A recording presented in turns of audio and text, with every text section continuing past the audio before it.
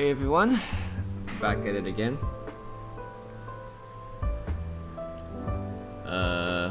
So what we're doing today is we're continuing with Voyager development stuff right now. There's a few things I wanna tackle today, but I was in the middle of something, which is trying to figure out how to let's see, I needed to do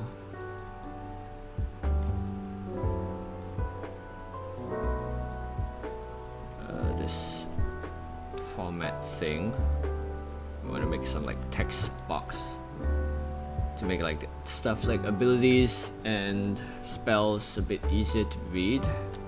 So I was thinking, from what other tabletop stuff have done, they just put like a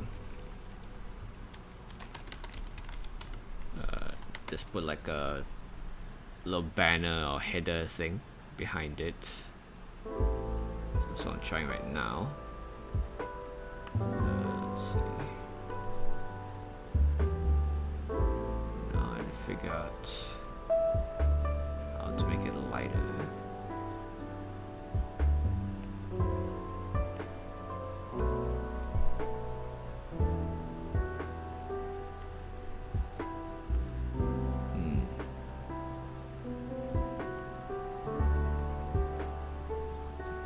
So the settings.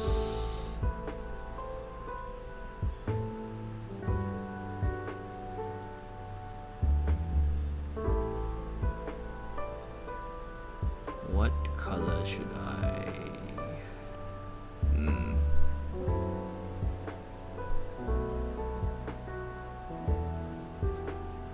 There was a way to color map.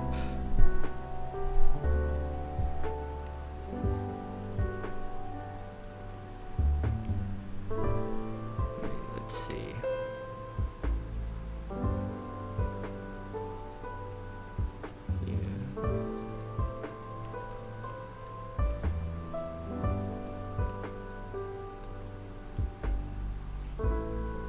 Okay. Let me make it a bit paler.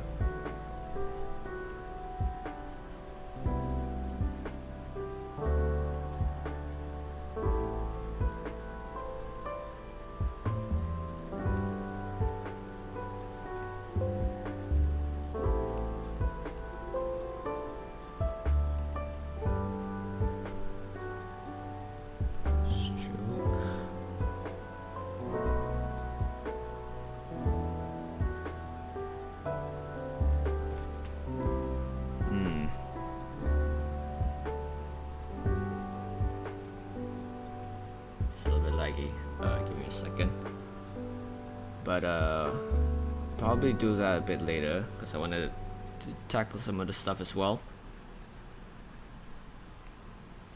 Yeah,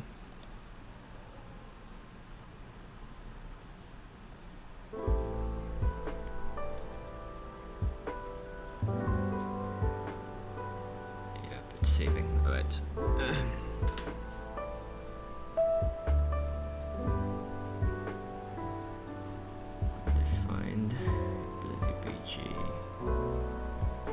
It's too light, but what I was testing out is sort of having the maybe like a sort of background header thing, and then with the cost or the requirement for the ability, because we want to have those.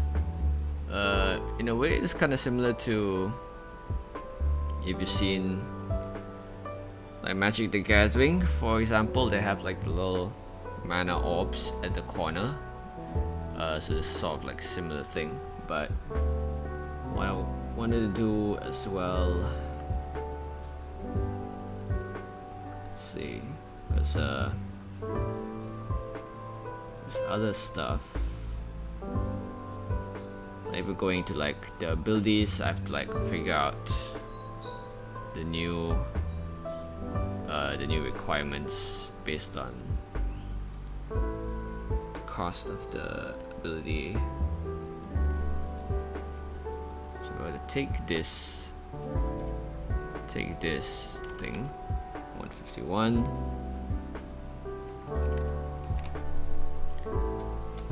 Then if I were to put it on flight burst here,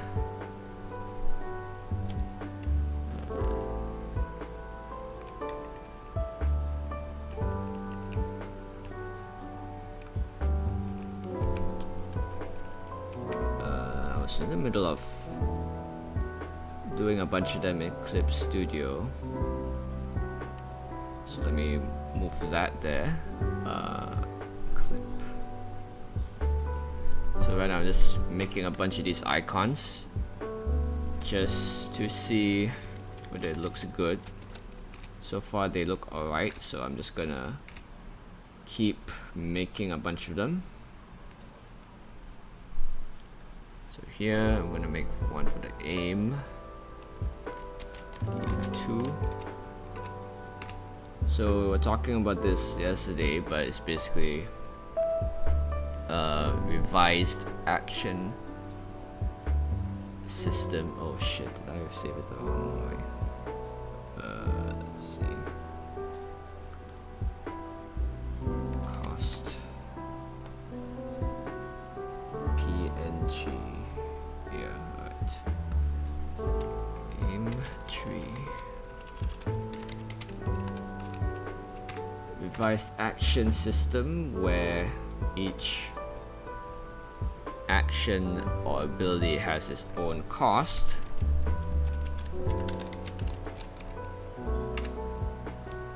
Meaning if you have let's say 5 aim, then you're able to learn any ability that has an aim level of 5 or lower. So that's what I'm doing right now.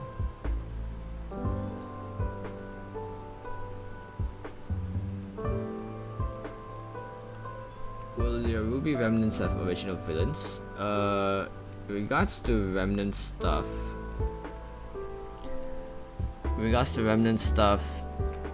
there I have a rule that I'm using, which is not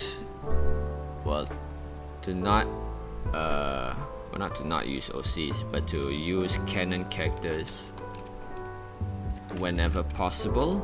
So if I had to make like a villain or a new character, I would preferably use an existing canon villain or rework one of the canon villains into whatever purposes I need. So obviously I would try to prioritize canon characters as much as possible, so even characters like Watts, Tyrion and Hazel, I would prioritize using those first, because if I end up using my OCs, sure, it would be a lot easier to work with OCs, but it is a Ruby fan project, so Ruby characters should take precedence over my own. So that, because if you add like an OC and stuff like that, it can end up feeling very different from the original. And of course, a lot of people have very divisive opinions about the inclusion of OCs, so I'd rather avoid that when possible. So right now I'm just gonna make a bunch of these, and the last batch is for the move die.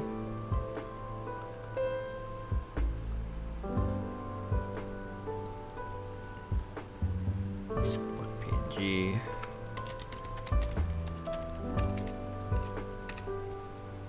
Right.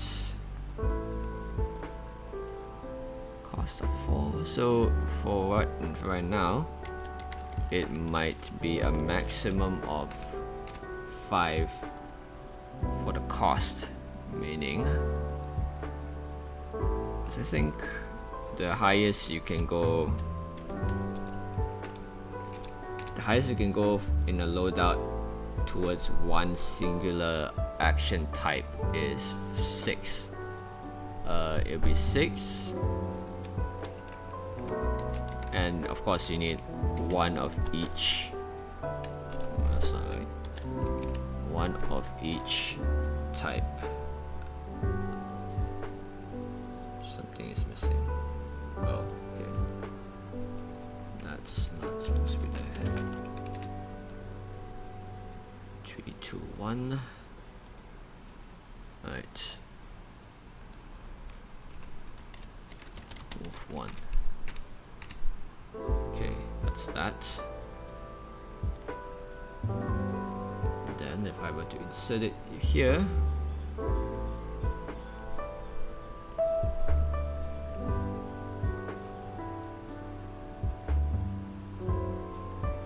so if I change this, it would be cost.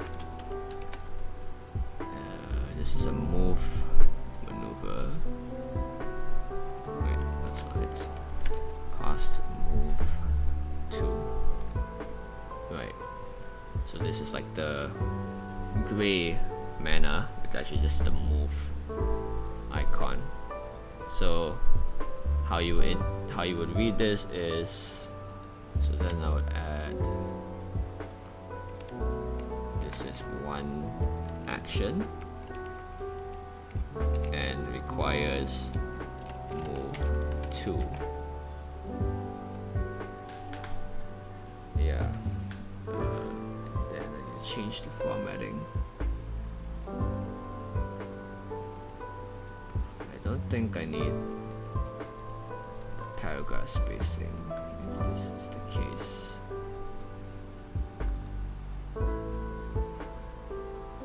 It looks fine.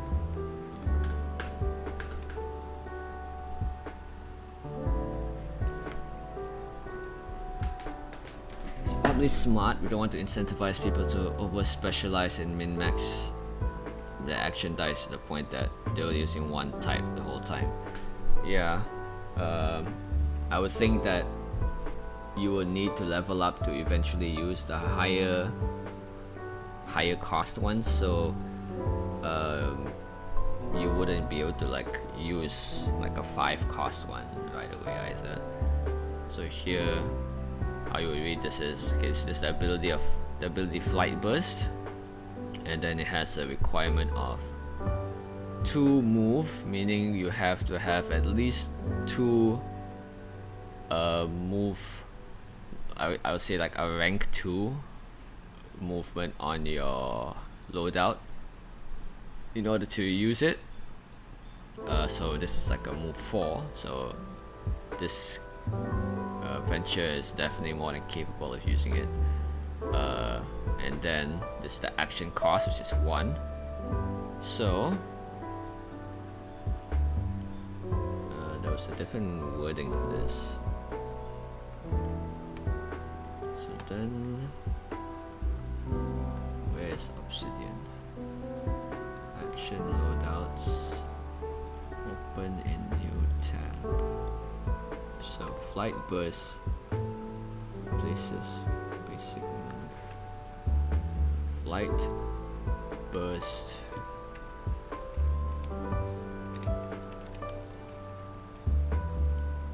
Once a turn, you may replace your basic move action with flight burst.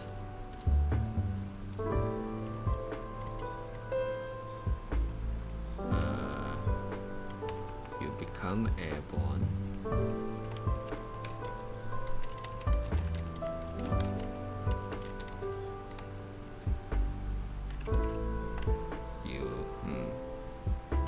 Your movement can ignore chasms, short obstacles.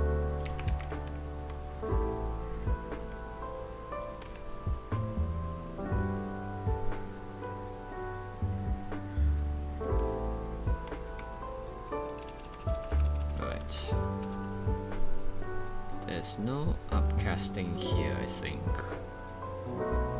Well, no, I think there is. So never mind. I think there is. You can only travel. I should add. You can only travel in a straight line. You can only travel in a straight line when using this.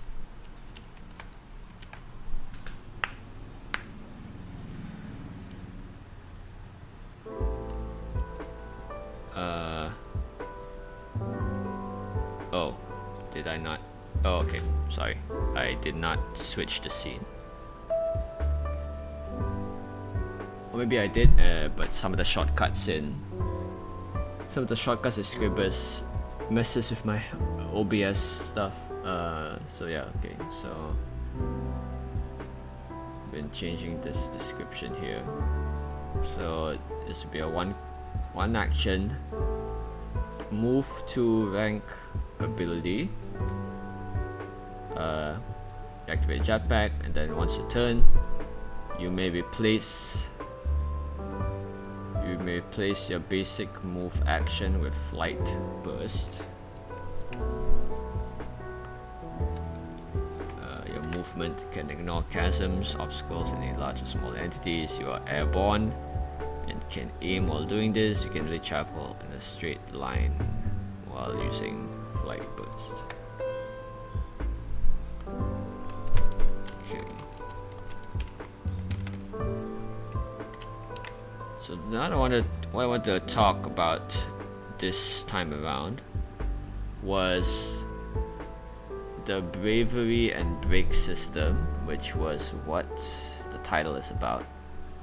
And is this a new concept I'm workshopping for the action system? Because so far, because we've replaced the previous action loadout system,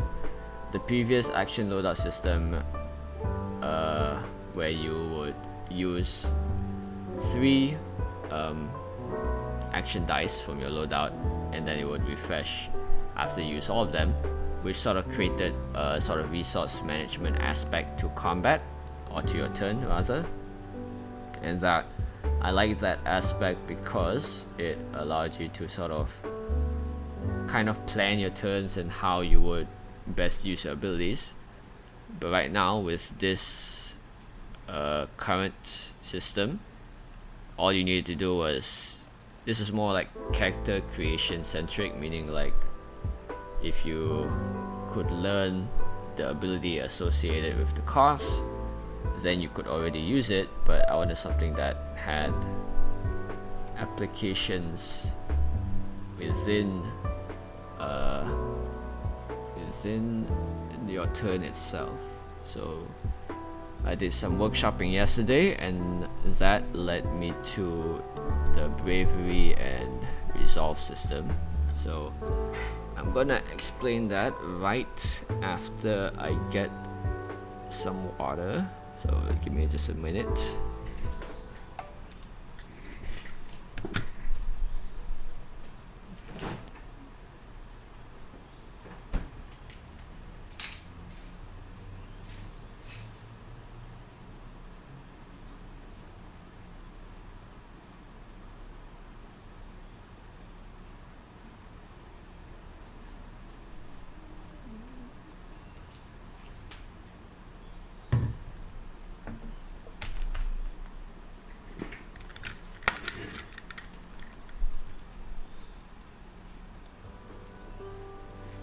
Alright.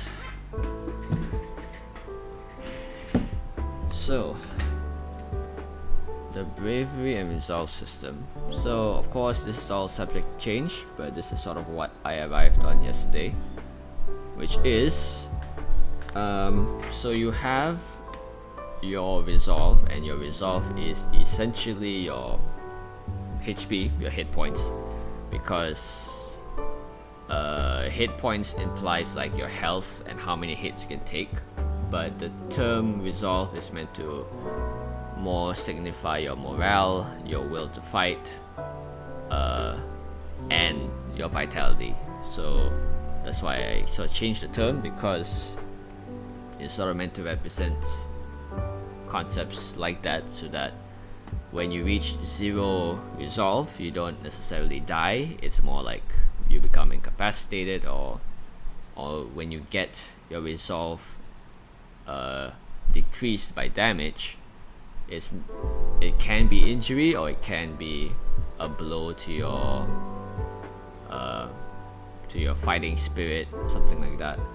So, and bravery is, right now I'm working on, is like a secondary resource that is similar to resolve. So it's similar to mana in like other games, but it's not quite the same thing. So imagine you have 2 like bars on screen if you're playing it like a game. So you have your resolve, which is like your HP, and then you have your bravery. Now bravery, I'm sort of, it's a placeholder name, so it's like, other names are like overcharge, energy, vigor. It's basically like an energy type system. So whichever word I end up using for it is going to be whatever best signifies that. So you can think of it as like energy as well, if you want to look at it that way. But bravery is a combat resource that you only generate in combat. So when you perform actions, so whenever you move, attack, defend, basically whenever you do anything in combat, you generate bravery. And bravery is a resource you can then use to spend on abilities. So there's no mana per se in this game system, because I'm not necessarily a fan of mana systems or these types of resource systems in games, because for me it gives me like a bit of a mini anxiety, trying to like always make sure like it's always topped off, and then you kind of feel like I don't want to spend it, because then I'm gonna have to like rest and refill it in some way. So I liked the idea of a resource that could be lost but also gained in certain ways.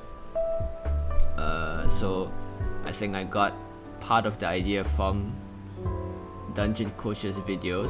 So he's, like I mentioned yesterday, Dungeon Coach is mostly a D&D YouTuber, but he is like working on his own original tabletop system, and one of the ideas he had in that one, which I liked, so credit to him if he actually is watching this, but I highly doubt that, but is the stamina system. And the stamina system is sort of like a resource that martial classes have, so like fighters and monks and barbarians. They have the stamina, and stamina can be used to cast abilities, but also regained through certain criteria. So in like the barbarian's example, the barbarian can regain stamina whenever they are hit, so that goes into their playstyle of wanting to get into the fight and getting hit. So when they get hit, they gain stamina, which they can then spend on abilities. So it's like it's a fluid resource that can be spent and gained during combat. So bravery is a similar concept here, where when you take any action at all, so moving, attacking, you generate bravery, or like a bravery point, whatever you want to call it. I haven't worked out the numbers of it yet, which you can then spend on abilities. So later on, when I'm gonna type out like ability stuff, they would have a bravery cost attached, and that's basically just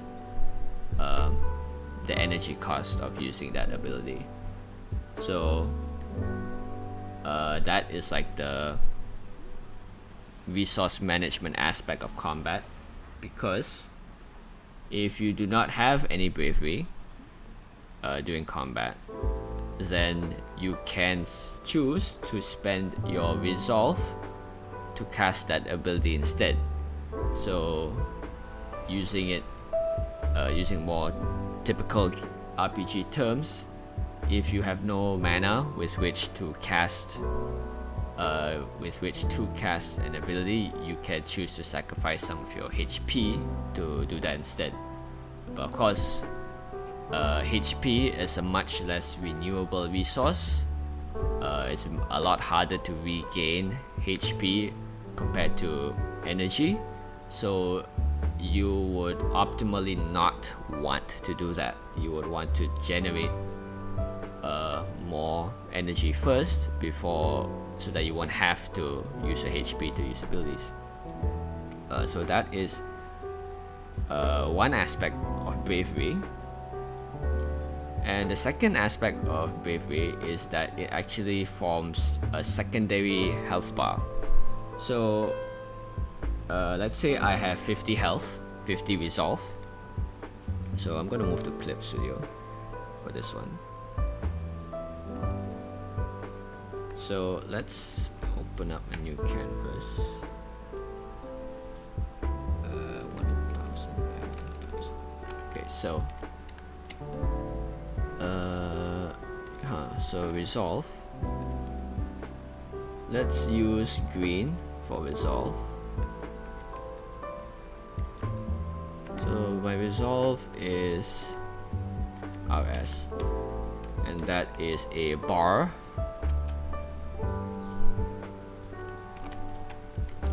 So let's say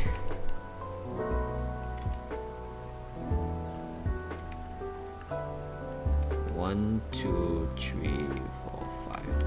Okay, so each section is 10, so 0 to 50, and this is my health bar, my resolve. So I have 50 resolve. So when I generate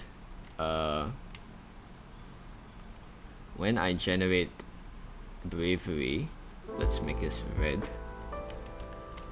So let's say I generate 10 bravery, and this will be BRV. So when I generate bravery, so let's say I have 10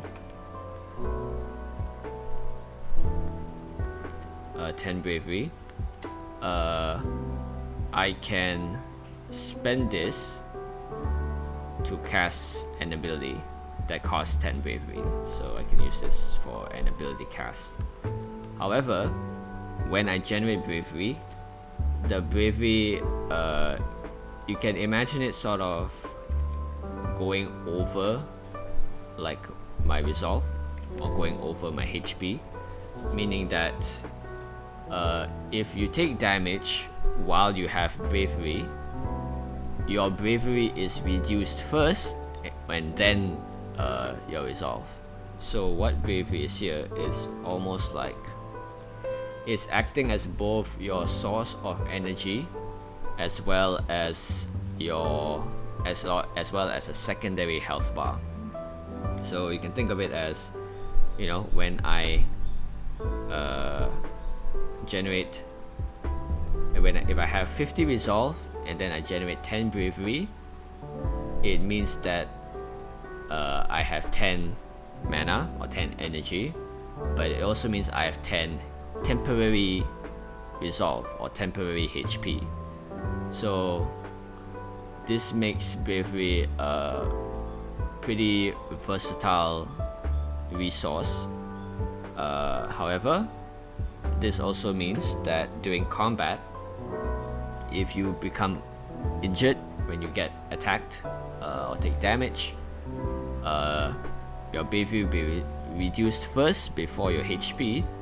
So that obviously means that if you take too much bravery damage, then of course you won't have any energy left to cast abilities.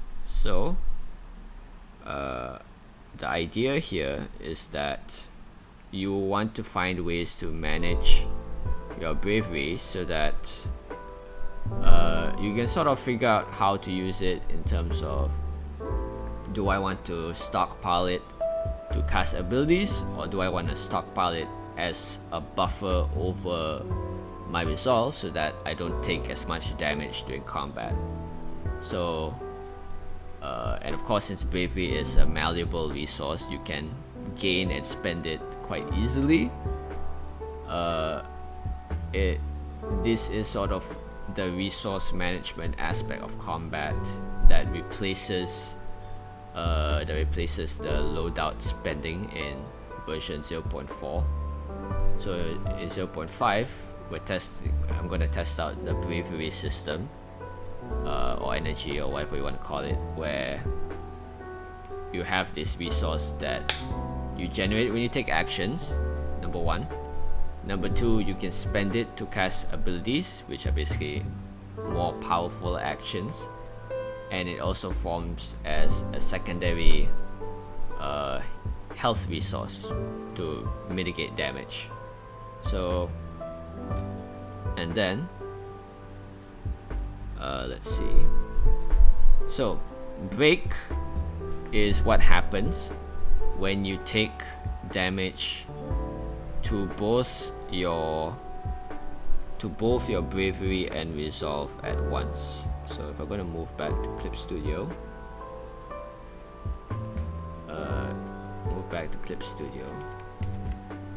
so let's say I have 50 resolve and 10 bravery.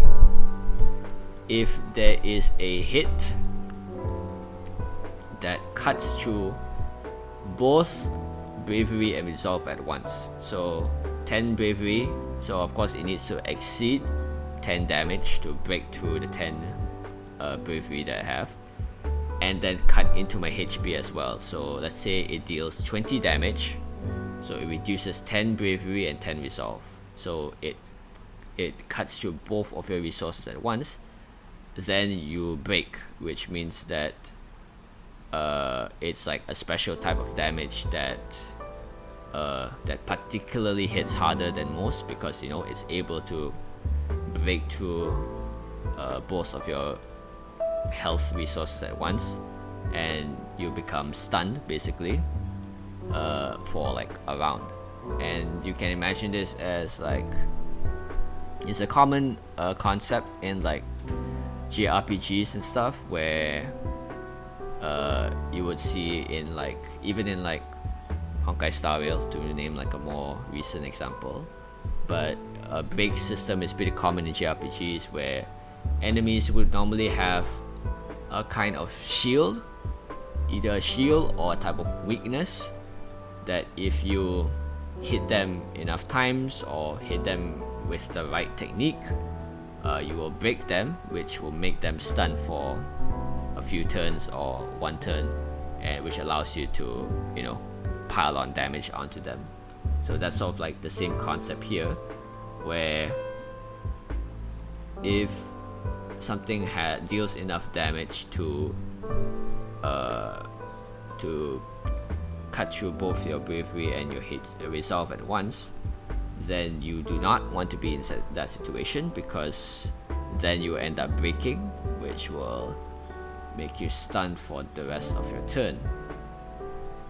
So the idea here is, so that's the idea behind breaking. And of course you don't break from like casting abilities, right? So if you have 10 bravery and you spend 10 bravery to do whatever ability you want, you don't break, of course. So it's only when from a hostile action, so taking damage or anything that an enemy does, that would do that, then it would cause you to break. And you can do this to enemies as well, because enemies can also I believe enemies also can accumulate bravery and spend it. So if you can find a way to, you know, damage them enough, you'll be able to break them. I'll need to probably tweak how it works for enemies, because obviously in the case of a GM, you do not want to be tracking every single enemy's bravery amount. I would say that bravery is probably shared between certain groups of enemies. Obviously for a boss it's easier because a boss just has that singular unit, but for like smaller groups of enemies, they would probably have like a shared bravery pool, and then whenever you break through that enemy's bravery, it is applied to the first enemy that you hit or something like that. So that's kind of the system we're workshopping right now.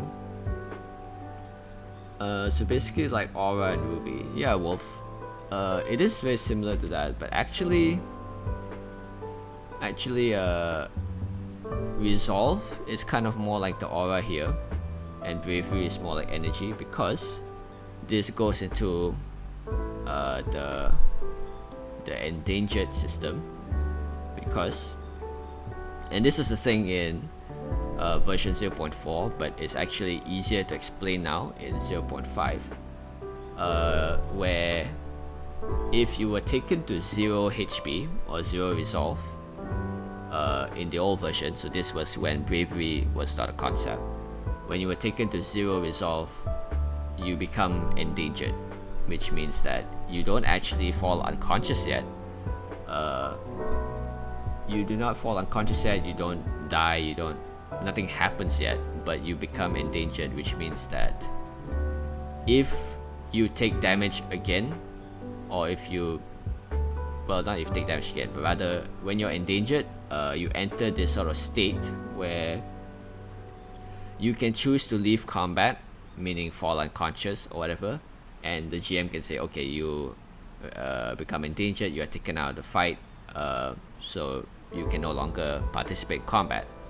But you can choose when you're endangered to say, no, I want to keep fighting, I want to continue taking my turn. So when that happens, when of course you have 0 resolve, you instead accumulate risk, which is like a type of stacking thing. I'm not sure what to describe it, but it's like whenever you take actions or take damage, you accumulate risk, and if you accumulate enough risk, which is like 10, then you would end up dying or getting critically injured, or something more permanent happens, which is the risk and reward that you get for choosing to stay in combat when you have 0 health, essentially. And why I did that was to sort of emulate how Aura Break works in Ruby, where so replace Resolve with Aura, and if you get taken to 0 Aura, obviously in Ruby, you don't fall unconscious, you instead get your Aura broken, but you can still fight. You can still fight and do certain things, but obviously any injury you take while at 0 Aura is permanent. So you can get your leg broken, you can get slashed, you can die even. So that's kind of the idea behind that, which is why I say that, you know, the Voyager system is very much compatible with a Ruby setting, is partly it's because of this system as well. So here in 0.5, instead of risk, we're using Bravery instead. So risk is, we can write out risk as a concept, so you know, having less extra terms to learn is a good thing. Where if you get taken to 0 resolve, you become endangered, and when you are endangered, you gain max bravery immediately. So think of it as you get taken to 0 resolve, but suddenly you get like a burst of adrenaline, right? Because you know that you're in danger, that you're gonna die if you mess up. So this gives you like a huge boost to your energy or your bravery, so you get like maximum. So if like say you have your maximum bravery limit is 50, so if you get endangered, taken to 0 resolve, you instantly regain 50 energy instantly, right? So, and that becomes your health if you choose to stay in combat. And if you choose to stay in combat, you only have this bravery level. So obviously, like I mentioned before, if you spend it on abilities and if you take damage, you are going to reduce your bravery. And of course you can try to regain it, but given the fact that there's no resolve left, when there's no resolve left, you only have your bravery meter now to rely on for health, but you're also using that bravery to cast abilities. So you are deliberately choosing to put yourself in a more dangerous situation, because if you run out of bravery, so this is from even casting abilities or taking damage, because if you have 0 bravery at this state and you have 0 resolve, obviously, then you would take, critical damage. You would either die or you would lose a body part, you would get critically injured, something like that. So that's sort of the idea here.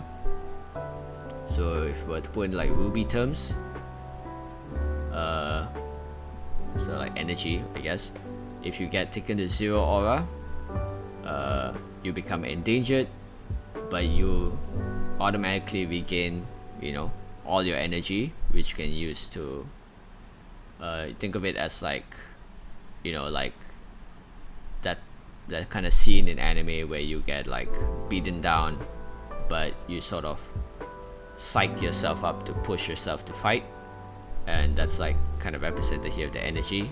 But if you get taken and it's constantly in flux because you're using it to spend on abilities, but you're also taking actions to refill it, so it's sort of like a constant tug of war with your own energy. And if you get taken to 0, then you're done, basically. So that is the idea behind how resolve and bravery works in this revised system. So this, coupled with how rare healing is going to be moving forward, means handling bravery is going to be extremely important. Right, so part of why I did this in the first place is to address how healing works, how healing and rest works. So so in the case of healing, now healing would only work on bravery, is what I'm assuming. I haven't fully worked on it yet, but so now during combat, if you were to say take a potion or have yourself healed by an ally, what it would do, it would actually only restore your bravery, right? And bravery, outside of combat, it just it goes back to 0 because you're no longer in a combat situation. So it becomes like temporary HP almost. So healing or using potions or whatever during combat only restores or gains bravery for you. So you can even think of it, since bravery here is sort of kind of acting as both your energy and your and like a secondary HP resource at once, you can think of it as both health, stamina and mana potion all in one, if you were to use a potion, because it essentially does all three, right? It's sort of like it's sort of like your mana for casting abilities, it's sort of your stamina as well, and it's sort of your health. So if you were to take any potion or be healed for anything, it will only restore your bravery, but it cannot restore your health, your resolve, because resolve is a non-renewable resource that will constantly go down the more you fight. So this is how I would make healing more substantial in the system, and how I would implement the rest system as well, because then you can only restore your resolve, your health, by resting and doing certain things while resting, like eating a meal or anything like that, or even or even the same potions that you would drink would restore your resolve during rest, but during combat it might restore only bravery. I'm not sure how it would work yet, but because you're kind of like drinking a potion in the heat of the moment, that kind of thing.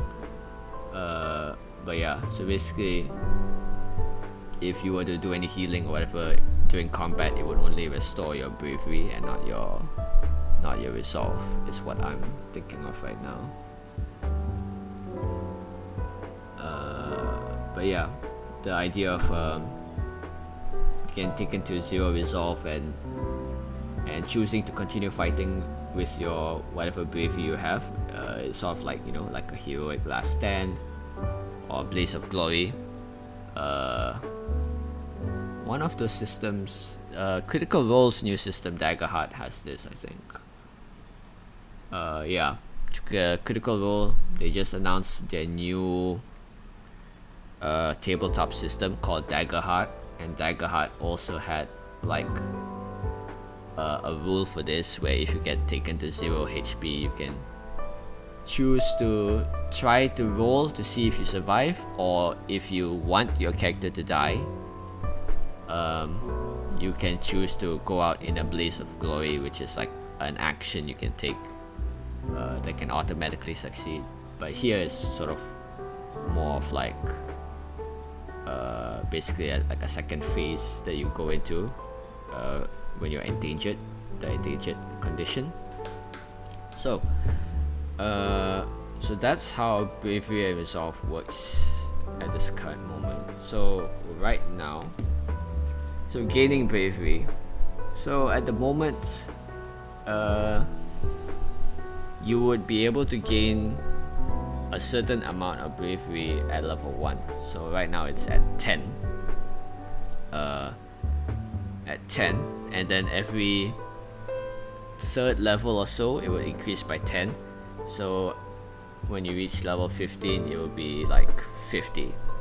Let's say this is sort of just the placeholder until I actually figure out the numbers, but basically you can eventually get a maximum of 50 bravery, meaning if you have 50 resolve and 50 bravery, it's kind of like having 50 energy, but it also means you have 50 temporary health. So it's essentially like you have 100 health if you have 50 bravery. But numbers wise, it's either going to be in increments of 10 or increments of 1, because this is more of a perception kind of thing, right? Because it's not really a case of, because I've seen games where let me just undo this. I've seen games where you have much smaller units of health. So here it will be 50 instead of 5, and here be like 1. So obviously it's like kind of easier to keep track of. So have 1, 2, 3, 4, 5, and then if you take like a heavy hit, that's like counts as 1 hit, or if you take an even heavier hit, it counts like 2 hits. So some games, especially newer tabletop systems, have this more simplified health tabulation system where it's just, you know, increments of 1. Break RPG has this as well. Break RPG is another tabletop RPG. They have it. Their health is calculated with hearts, much like a video game, where, you know, if you take enough damage, you lose 1 heart or you lose 2 hearts. So that's a very much more simplified health system. But right now, what I'm going with is increments of 10, so like 50 and 10 for gaining bravery, because I would like a bit more of a granular health system in the case of taking, like, you know, something that's less than 10 damage, because of course you're rolling to reduce it. So actually increments of, like, you know, a difference between rolling to reduce by 5 damage or 7 damage is fairly important to know. So I think I would eventually, I'll probably go with increments of 10 for the damage calculation, and also your bravery generation, because bravery is like a 1-to-1 conversion with health or resolve, meaning if you spend you know, like I said, you can spend part of your resolve to cast abilities, you will be able to do that at a 1-to-1 conversion. So like if you will use 10 bravery to cast an ability but you don't have any, then you can choose to cast to spend 10 resolve to cast that ability instead. But here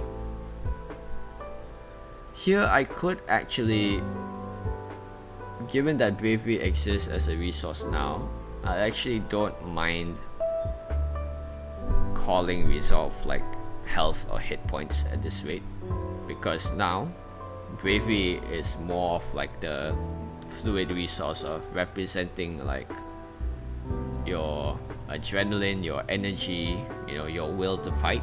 That's kind of a more clear representation now, whereas resolve is like your actual physical fortitude, your actual vitality, the type of injuries you can take.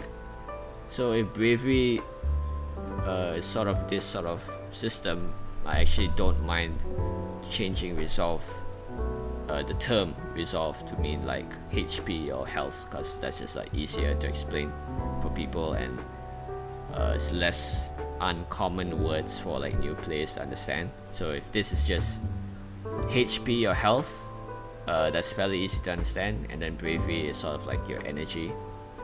I'll think about it the more I work on this. But that's that. So with that, bravery is explained properly. What I've been doing a little bit here and there is sort of going to certain abilities and just sort of reformatting them to see how it will look like in this new format. So actually this is not supposed to be here, this is supposed to be move to, so that's the action, the loadout requirement, and this will be one action which costs 10 bravery. Right, so if you will look at this notation now, I think I can zoom in a bit more. Yeah, so if you look at this notation, then flight burst, loadout requirement is move 2, so this fulfills that criteria, and it costs 1 action out of your 3 actions in a turn to execute, and this is the diamonds, and it costs 10 bravery to execute, so 10 energy essentially. So if you don't have the energy to cast it, you can use your health. I'm not sure how you would actually do that. It doesn't really make sense if you explain it that way, but you can choose to do so, but of course you will want to prefer to spend your bravery to do that instead. But maybe flight burst may not need a bravery cost because you can only do it once a turn. You only do it once a turn, so maybe you may not even need a bravery cost attached to it. It's just a thing you can do as part of that adventure. But what I wanted to do as well was, what was it for the loadouts? I wanted to go through some of the abilities and sort of rewrite them based on this new thing. I need to go back up because I need to grab the this thing over here. 151. So if I were to do it here, HE grenade, and there is no space here. There is. Okay. Yeah, I'm gonna run into trouble with the longer ability titles, but I think I might change this to aim. So let's say it costs aim 2. Aim 2 to throw a grenade essentially. So this would then be aim 2 requirement and a single action that costs 10 bravery.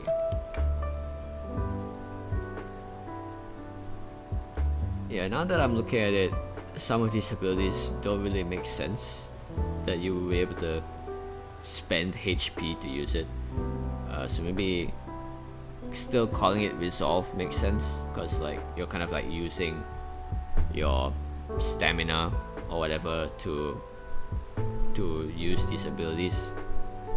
So I might stick with resolve after all, because it doesn't really make sense to spend HP to throw a grenade. But using energy makes sense. But yeah, so it costs 2 XP to learn this ability.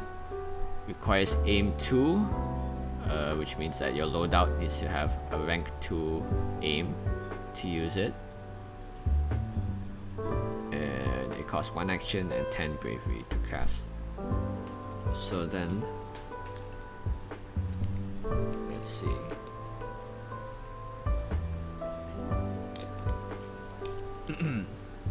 So here, what I wanted to do was so for the loadouts, there was something I wanted to do with the loadouts. Yeah, if you use too much resolve to do these abilities, then it's like you're burning out, overexerting yourself and causing stress. Yeah, that's essentially the idea here. Yeah, it is sort of like burning into your whatever you want to call it, your resolve, right? Your resolve. That's kind of the idea behind the wording. Stress also kind of makes sense. So bravery, and so let me go to the armature because I wrote some stuff there. So for the armature, so the armature is sort of your knight class. They have like, armatures have this aura around them. It's called their presence, which is like this tile area around them that buffs allies within it. So they have like this battle aura essentially. And one of the abilities they had was, I believe, was it resolute presence? Yeah, it was resolute presence, which was an ability that lets you heal your allies every turn. But of course, under this new system, it would be restoring bravery every turn, or energy, or you know, whatever. So let's say it has a requirement of save 3. Let's say it's a high requirement, so let's say it requires save 3, meaning of course when you're creating your character and you're sort of deciding what rank save die you want to put to your loadout, you have to have at least 3 to learn resolute presence. So you can activate presence that boosts the morale of others and lifts their hearts. Roll your save die. So I'm gonna simplify this description. So all allies in your presence, so you don't have to roll for this, I don't think. Well, should you roll for it or should you not? I don't think you need to. Let's say you don't need to for now. I probably had to call it like brave presence or something, just to make sure there's no confusion there. Or courageous presence. Let's do that. So all allies within your presence, your aura thing,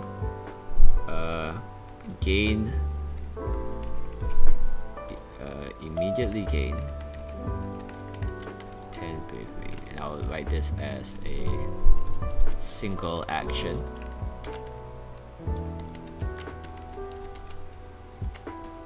That costs 10 bravery. All allies immediately gain 10 bravery at the start of every subsequent turn after yours.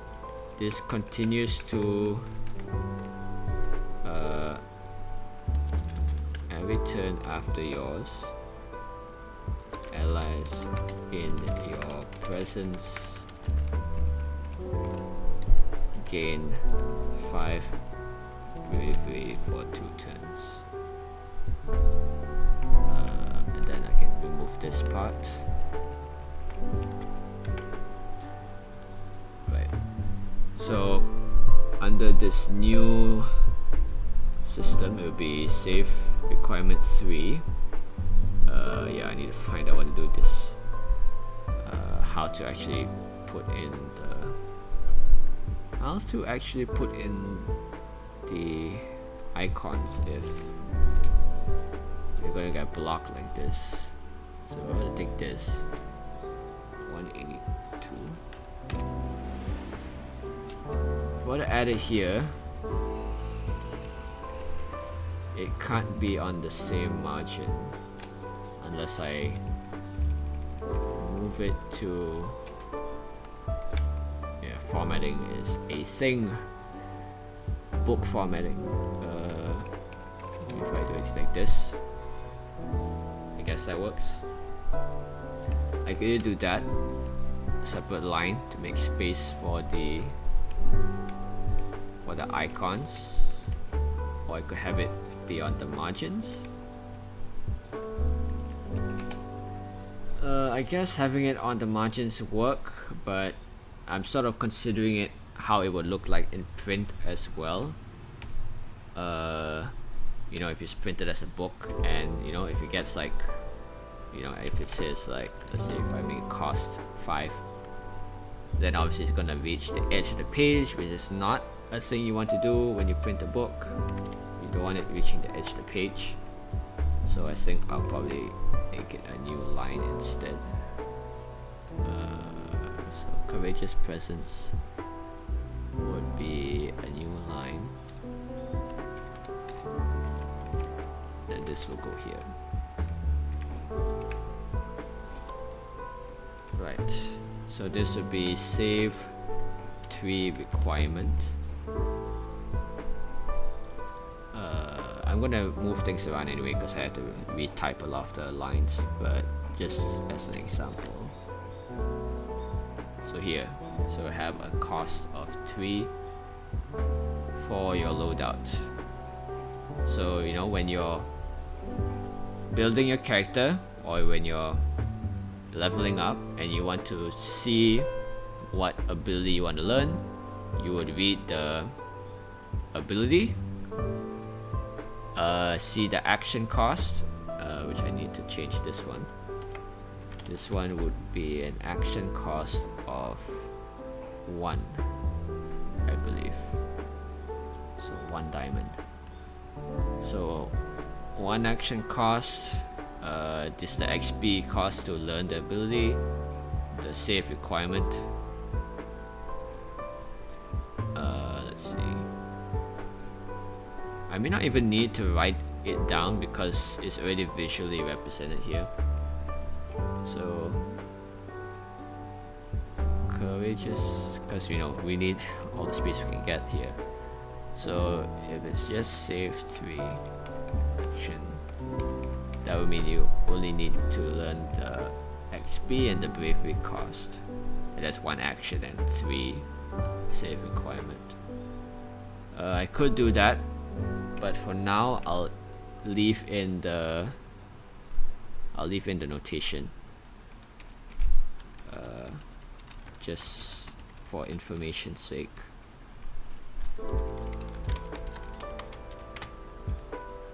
If people are familiar enough with it, I can probably later remove them. So yeah, so this is so far in 0.5 what you can expect an ability description to look like. So I'll need to do this for basically rework every single description for the ability in the game, which is going to be a lot of work, obviously. But of course, to anyone watching this who is currently playing the system, I've described enough that you should be able to at least test out the system, the bravery and resolve system. Of course, I'll need to adjust all the ability descriptions and the cost of them, but it's fair to assume that most of them will cost 10 bravery by default. That's sort of like the default costs for most abilities.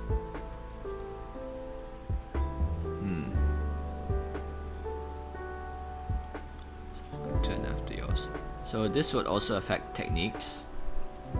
So moving up to techniques, I wanted to talk about it in more detail.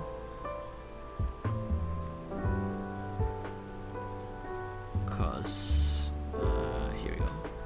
So techniques are basically like neutral abilities, neutral combat abilities that you can learn that are not tied to any specific class or venture. So these are things like running on the walls, or sprinting, or moving when attacking, just very general combat abilities that are not tied to a specific venture. So these two would have their own associated costs, associated requirements when you use them. So I want to rewrite some of them. Hi Prototype Studio, just doing a bunch of game design stuff. I need to pull up Obsidian. You guys can't see it, but it's in the background because I did write down some of these that I would use. So just to sort of type out and see what that would look like. So 1 XP melee, it would cost, let's say this is a requirement of hit 2, and hit 2, 1 action, 10 bravery, maybe even 5, maybe 5, let's say it's 5. you thrust your weapon outward when using your hit die.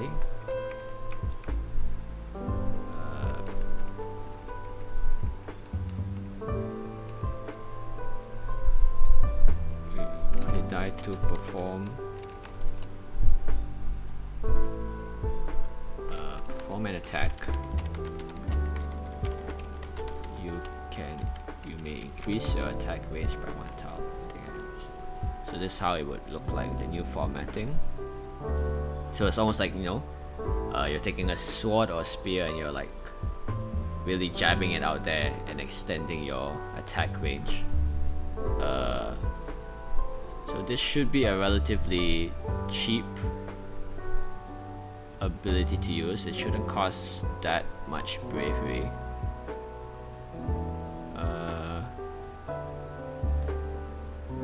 How would I write this? Because there are some... This makes me think. Because there are some instances where I would want you to be able to generate bravery from certain things. So, like, because right now, the only way you would generate bravery is by taking actions and attacking.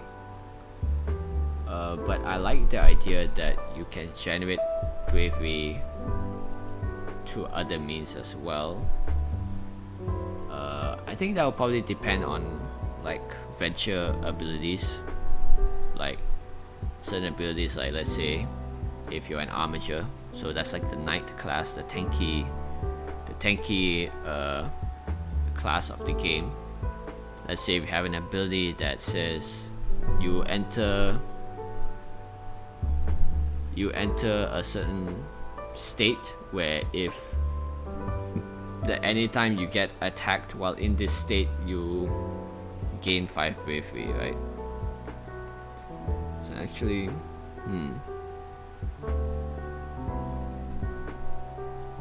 because it seems like, sorry, because I'm like thinking, my head is at this, like, if you played, let me see if I can pull it up somehow. If you played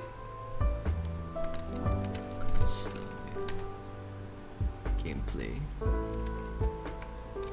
energy rather, so I decided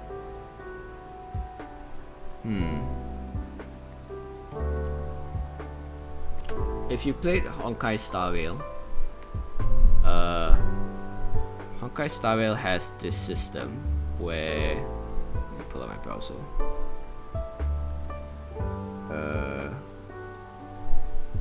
Scribbles.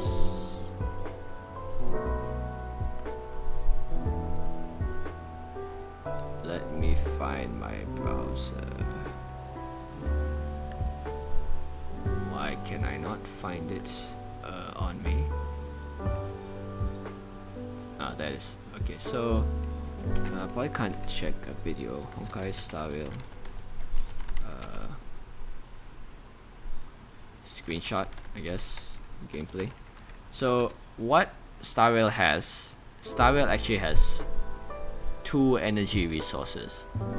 So if I can find a clear enough screenshot, yes, this works.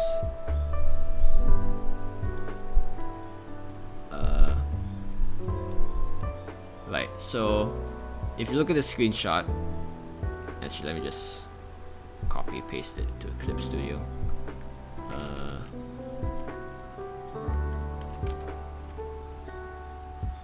So if we go to Clip Studio, so in Star Rail, it's like a turn-based game basically, and let me just explain how it works.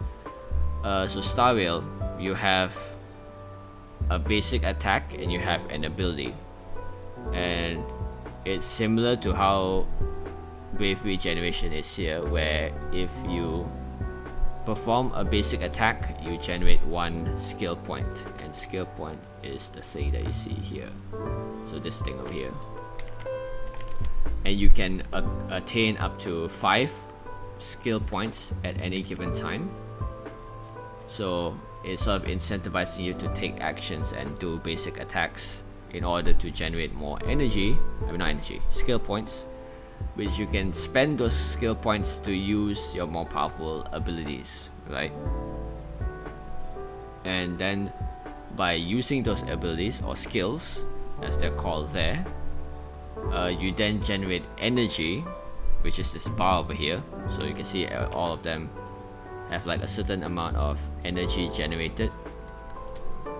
And when you have a full energy bar, you can use it to cast your ultimate, basically, or your burst, or whatever you want to call it. So that is interesting because it has two different resources, which is skill points, which is generated from basic actions, and then using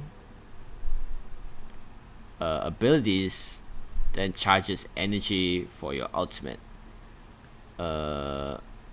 whereas in here, the one we're using, it's just one resource. So it's like bravery, that your basic actions generate bravery that you then use to cast abilities of all sorts. But if we do have, and then for like more ultimate abilities, you just spend more bravery to use it. But why I'm considering this right now is because if we have two types of resources, you can have a bit more to play with, because so let's say if your basic actions generate skill points for you, or ability points, if you want to call it that, AP, we'll call them AP, and basic attacks generate AP, which is, so in Star Rail it's shared between your party, meaning if you generate AP, it's not tallied individually, it's actually tallied between all of your party members, and then you would spend that to use abilities, which would in turn generate energy that you can use for more powerful abilities, because then there's some skills or abilities here that do interact with like skill point generation. But it was too complicated to explain. It's basically the idea that I like, the idea that that there are abilities that help you generate bravery, right? Because as it stands right now, the current system that we're using, all abilities cost energy to use, and the only way to charge energy or bravery is to use basic actions like moving and attacking. But right now, if I want to entertain the notion that there are certain abilities that actually let you generate bravery, then of course it'll be a bit weird that like you're spending bravery in order to generate bravery. It can still work, I guess, because like let's say in League of Legends, there's some abilities that let you refund your mana if you use it a certain way. So there's some abilities in League of Legends like Swain's Q, Annie's Q as well. It's basically, it costs 50 mana to use this ability, but if you kill an enemy or a minion, in that case, if you defeat an enemy with this ability, you are refunded the same mana amount.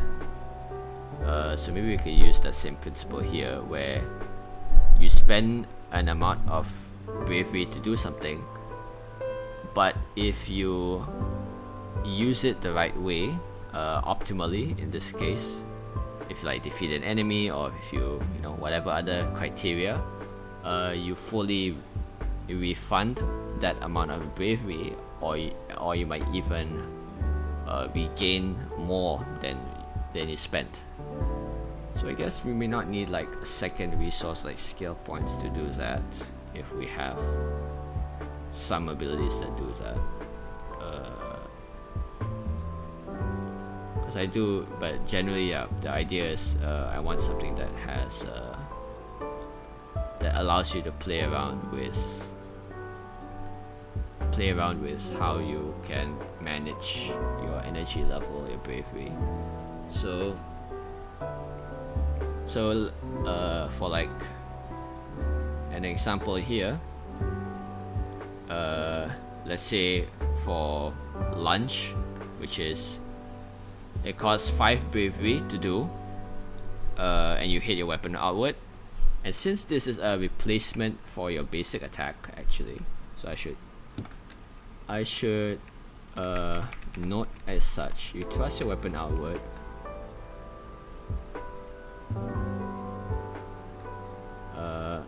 this replaces your how do I write this? When using your hit die to perform an attack,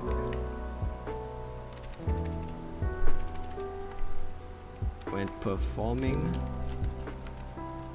a basic hit action, you may increase your attack range by 1 tile, hitting all enemies in range, and then for every enemy hit, you generate 5 bravery. So I hope you can understand what I'm trying to go for here. So we have this ability that extends your attack range by 1 tile, right? Which means that you can hit up to 2 enemies, and it costs 5 bravery to use, 5 energy. But so it costs you 5 energy to use. But if you successfully, if you successfully hit an enemy, you generate 5 bravery. So this means that if you spend 5 bravery and successfully hit an enemy with this technique, it's essentially like you never spend bravery because it refunds it back into your pool. But if you manage to hit 2 enemies with it, you generate 2 bravery instead. I mean, not 2 bravery, you generate 10 bravery instead, because it's like 5 for each enemy, which then means you actually gain 5 bravery for using this. So I hope that makes sense, the explanation. So that means if you use your abilities optimally, you can actually spend bravery to gain more. So I should say for every enemy you successfully hit. So if you miss, it doesn't count.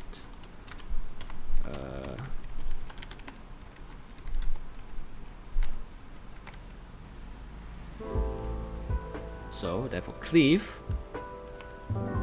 is very similar. It's a hit 2 requirement, 1 action, but it costs 10 bravery. So just we're using the same idea here when performing a basic hit action.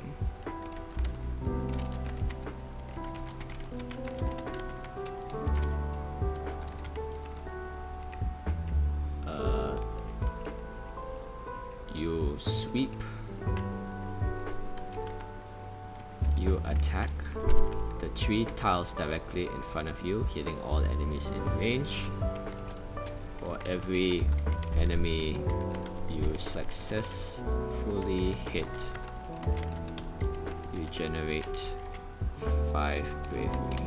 Okay, so this means if I use cleave hits the 3 tiles in front of me when I attack. So it's basically like an enhanced attack ability. Like grants you extra range when you attack. So this one hits all 3 enemies in front of you. So let me move this down. So when this happens, you generate 5 for every enemy you hit, which means that I could make this a 5 bravery cost as well. Because like if this is 10 bravery, but you hit 2 enemies with it, then you generate 10, so then it negates the cost. Or you generate 5 from hitting 3 enemies at once. But if I lower this to 5 bravery cost, then it means that I only need to hit 1 enemy to refund it. But if I hit 3 enemies, I actually generate 10 bravery with this attack. Maybe I'll reduce it to 5 then, for now.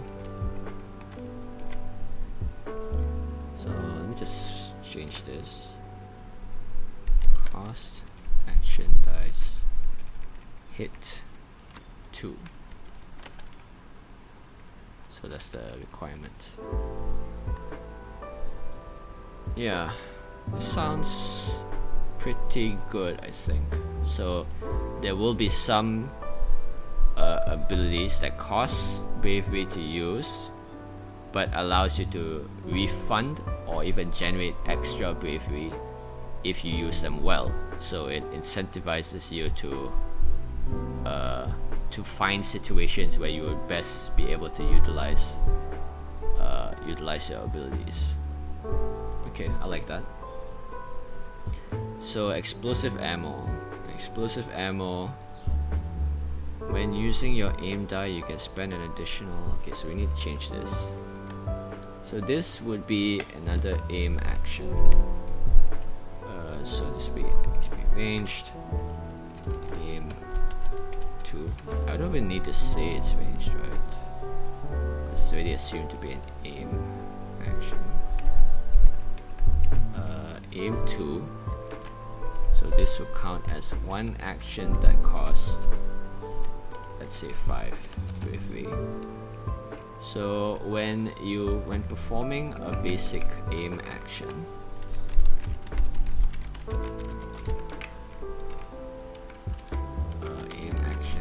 you can have your range attack explode in an area for 1 tile star. This can arouse a grenade launcher, a thrown fireball. Depending on the attack, this can fire with small obstacles from the line of sight. So what I would do here is not learn this technique again, but tree box. Let me change how the action dice works here. You can spend an additional 5 bravery to instead expand this explosion.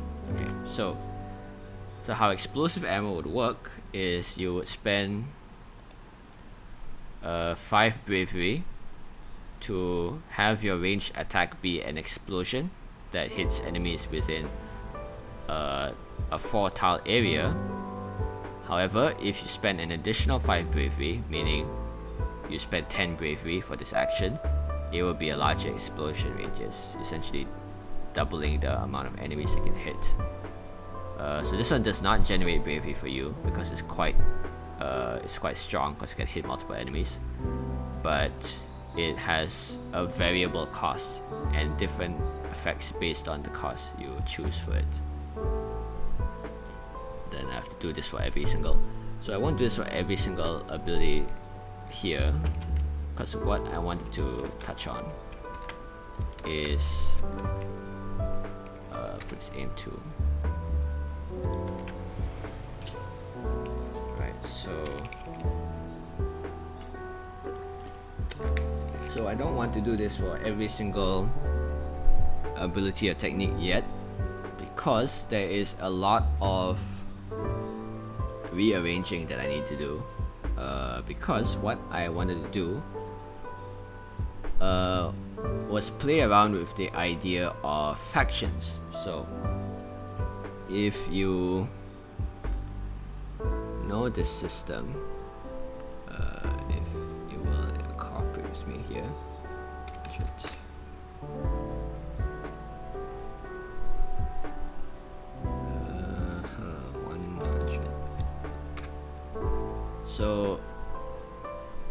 as you know, there are factions in Voyager that during character creation you will join. So here. So when you join a faction during character creation, so that means your Voyager belongs to that particular faction, you would have certain benefits when you join it. So you have like an origin that you use, which is basically like your skills. I'll have to rework the skill system as well, but essentially it gives you like free skill specialties, stuff like that. But what I also wanted to do was to have certain abilities that you can learn from certain factions. So this is something that Letters and Punctuation has also kind of like tested around with some of their games, where there's like a reputation system for certain factions that so imagine that whenever you see a faction or you join a faction, you can gain or increase reputation with them. So when you when you perform certain quests for them, or if you help people from that faction, you gain reputation with that faction.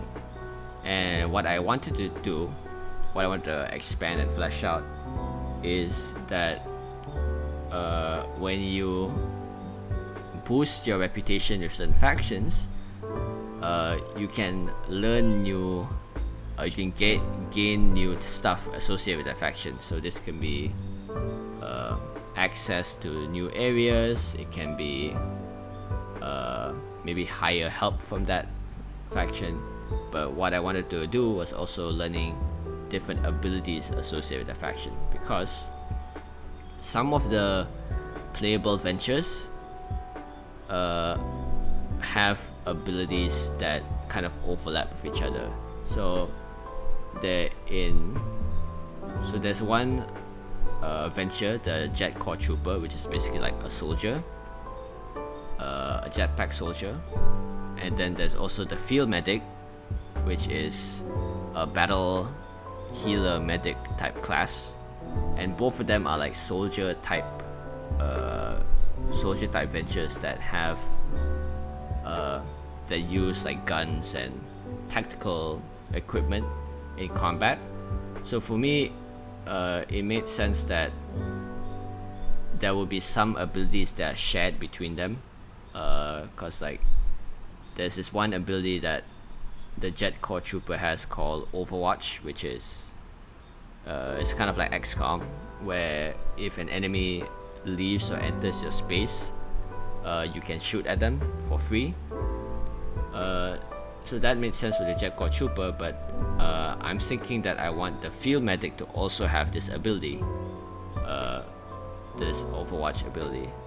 But of course, I don't want to duplicate the ability in both of the adventure descriptions either.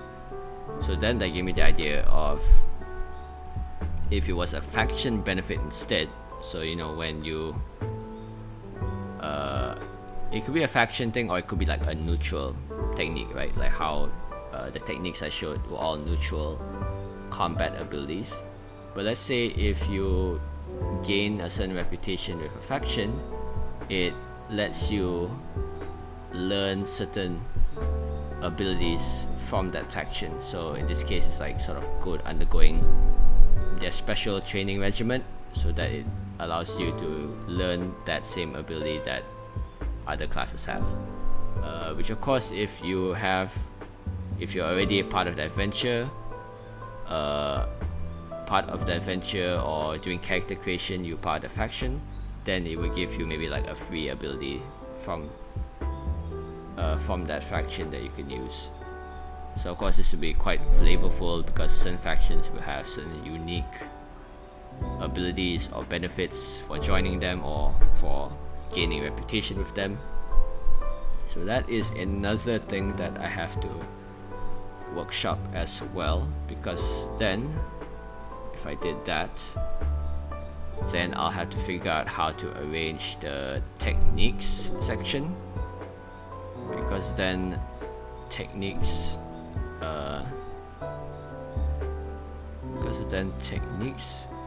would be can probably be redistributed, like some might be under certain factions, because they originate from that faction, let's say. Especially for like some of the more gun oriented techniques, I would like them to be under, let's say, the Amarusan faction, because the Amarusan faction is basically like the gun faction that they have like firearms and stuff like that. They're like arms dealers, and they sell guns and stuff like that. So it would make sense that I would move these techniques instead to be faction abilities under that faction that you can learn. And even if there's no reputation system, it's just a bit more organized to sort of and more flavorful to look at each faction and then reading their abilities that you can learn, that originated from that faction that you can learn. So I'm not gonna overly edit all of these, because I might have to move them around to the different factions. But with that said, I think I'm gonna conclude the stream here. I want to sort of keep them within like an hour and a half, just to keep them relatively bite-sized for people to watch. So I think we made some good progress here in like explaining all the new changes here for version 0.5. I think since it has a lot of like similar concepts you would see in like games and such, with like the break system, the bravery system, which is basically like generating energy. There's the cost and the action points. I think anyone who's, most new players, who would, I assume, be people who are like familiar with like video game systems but not necessarily familiar with tabletop RPGs, it should be fairly easy for them to sort of translate that video game knowledge into learning how to play this system. So with that said, I will conclude the stream here. Hey Aaron Cole, if you just arrived, then I'm just about to end the stream, but thank you all for coming. Tomorrow there'll be another stream, and I'm going to continue working on Voyager stuff. Hopefully between then and the next stream I'll have figured out even more stuff so that I can edit and show it on stream. But with that said, I'm going to conclude the stream so that I can actually type up all of the updates I have, so that I can update the itch.io page if I need to. I may not necessarily need to for this update, but yesterday I did update the itch.io page for Voyager, basically transcribing what I touched on in yesterday's stream into text, so that players who are downloading the PDF can actually read the changelog and see what new content is on the way. So I thank you all for tuning in today, and I will hopefully see you again tomorrow. See you later.